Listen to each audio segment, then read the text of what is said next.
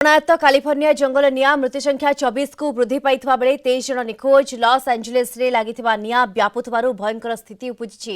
ଏପଟେ ପ୍ରାୟ 13,000 କୋଠା ଜଳିପୋଡ଼ି ପାଉଁଶ ହୋଇଯାଇଛି। ସବୁ ଉଦ୍ୟମ ସତ୍ତ୍ୱେ ନିଆଁ ଆୟତ୍ତ ହୋଇପାରୁନି।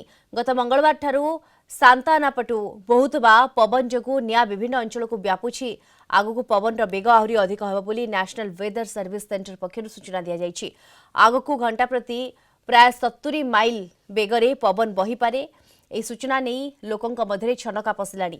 ଏବେ ସୁଦ୍ଧା ପ୍ରାୟ 2 ଲକ୍ଷ ଲୋକ ଘର ଛାଡ଼ି ପଳାଇଲେଣି।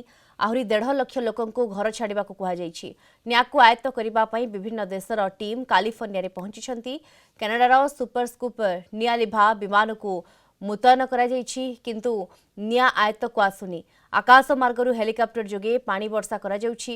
ନିଆଁକୁ ନିୟନ୍ତ୍ରଣ କରିବା ସରକାରଙ୍କ ପାଇଁ ଚ୍ୟାଲେଞ୍ଜ ପାଲଟିଛି।